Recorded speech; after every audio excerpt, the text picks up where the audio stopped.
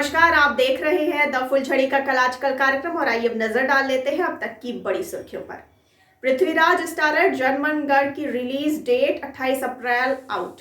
RJ Shubhi Jain बनी Indore traffic police की brand ambassador. IPL 2022 26 मार्च को उद्घाटन मुकाबले में सीएसके से भिड़ेगी केकेआर। 29 मई को फाइनल।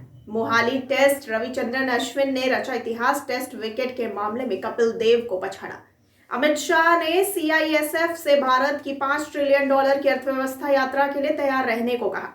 पीएम मोदी ने पुणे मेट्रो रेल परियोजना का उद्घाटन किया।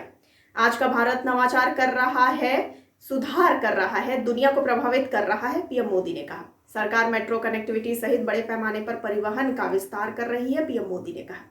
यूक्रेन से निकाले गए छात्रों को हमारे शिक्षण संस्थानों में ठहराया जाए, वरुण गांधी ने कहा।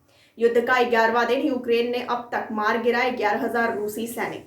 यूपी चुनाव के 7वें चरण के लिए सुरक्षा के कड़े इंतजाम। रूस यूक्रेन युद्ध जारी रहा तो भारत की मुश्किल और बढ़ेगी, राजनाथ सिंह ने कहा। कांग्रेस के पास न राशन है न सुशासन, उनके पास सिर्फ भाषण, राजनाथ सिंह ने कहा। मुख्यमंत्री बिप्लब कुमार देव ने त्रिपुरा में 100 करोड़ रुपए का सांस्कृतिक केंद्र स्थापित करने का प्रस्ताव रखा है। बंगाल में रचा गया नया इतिहास। सीपीएम ने समलैंगिक और थर्ड जेंडर के लिए अलग जन संगठन बनाने के प्रस्ताव पर लगाई मुहर। कटक के पूर्व सीएम येदियुरप्पा ने बजरंग दल के कार्यकर्ता के परिवार को 25 लाख रुपए सौंपे।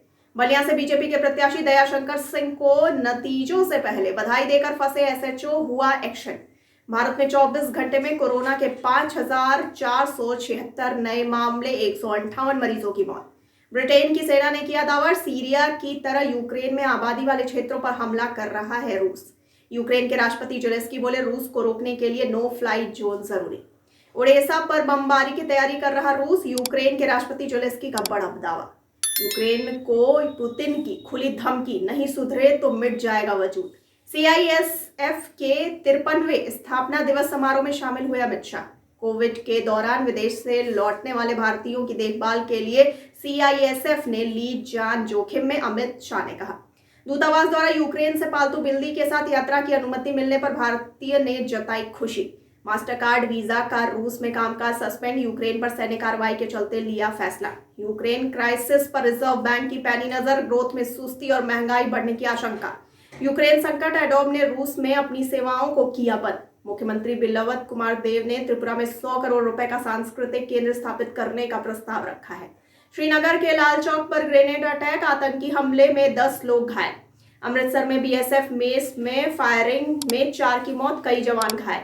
इलाहाबाद हाईकोर्ट ने कहा, बिजली उपभोक्ताओं को गलत बिल भेजना आपराधिक कृत्य। 14 मार्च को होगी सुनवाई। आईबीएम ने किया रूसी बाजार से अपना कारोबार समेटने का ऐलान। कानपुर के चकेरी एयरपोर्ट पर टला बड़ा हादसा। लैंडिंग के दौरान इंजन हुआ फेल, रनवे से भटका विमान। पीएम मोदी ने जल संरक्षण के लिए वार्षिक नदी उत्सव मनाने का आह्वान किया। उन्नाव के विशाल यादव पहुंचे घर। यूक्रेन के लोग बहुत अच्छे हैं और मेरा ख्याल रखा। बोले, विदेशों तक में है तिरंगे का सम्मान।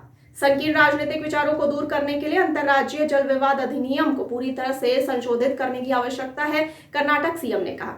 भारतीय क्यूइस्ट पंकज आडवाणी मार्च में 3 सबसे बहुप्रतीक्षित अंतर्राष्ट्रीय चैंपियनशिप में भाग लेंगे।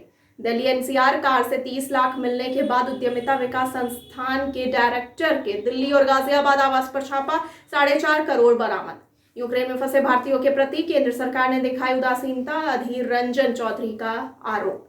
जम्मू कश्मीर में युवा दिमाग को पोषित करने के लिए सेना ने विंटर ट्यूशन क्लासेस आयोजित की। दूध की बढ़ती कीमतों से उपभोक्ताओं को हो रहा परेशानी। अयोध्या में जमानत पर छूटे गैंगस्टर ने जज की पत्नी और बेटी को किया कुचलने का प्रयास, पुलिस ने किया गिरफ्तार। मध्य प्रदेश के सतना में लाइव कॉन्सर्ट के दौरान बिगड़ी सपना चौधरी की तबीयत, अस्पताल में की गई भर्ती, अब हालत में है सुधार। पीएम मोदी ने वाराणसी के प्रमुख निवासियों से की बातचीत। यूपी को देश की आर्थिक शक्ति बनाने में समर्थन मांगा। विधानसभा चुनाव में जीत के लिए ईश्वर के दर पर पहुंच रहे बरेली के प्रत्याशी, मंदिर दरगाहों में दुआओं का दौर जारी। हिमाचल प्रदेश को ऊना में अपना पहला बहुउद्देशीय वर्षा जल संचयन बांध मिला।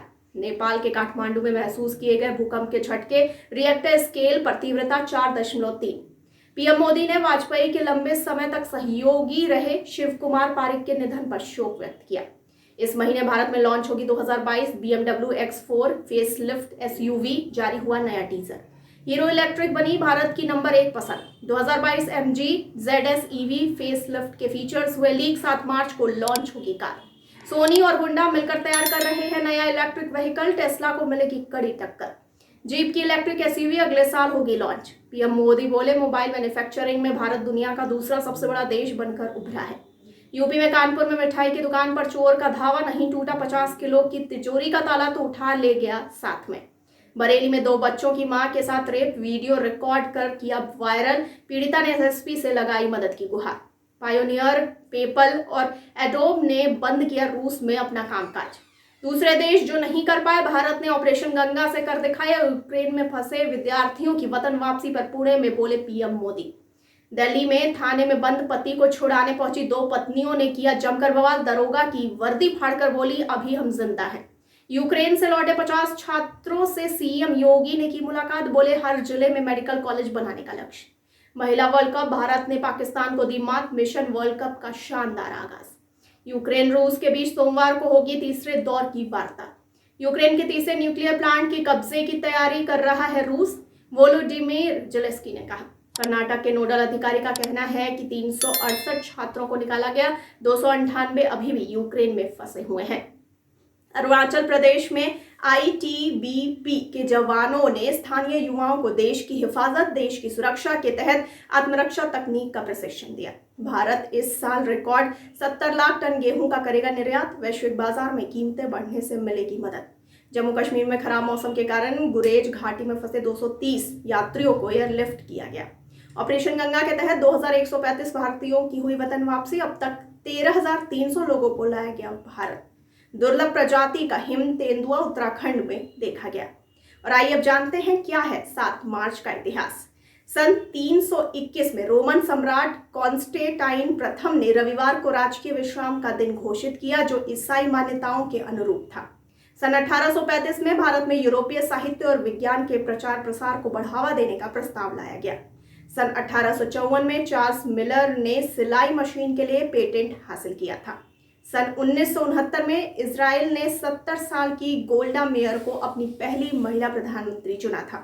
सन 1987 में सुनील गावस्कर 10,000 टेस्ट रन बनाने वाले पहले क्रिकेट बल्लेबाज बने। तो ये थी अब तक की प्रमुख खबरें। आगे खबरों के लिए बने रहिए द फुलझड़ी के साथ और साथ ही साथ हमारे चैनल को लाइक, सब्सक्राइब और शेयर करना ना भूलिए।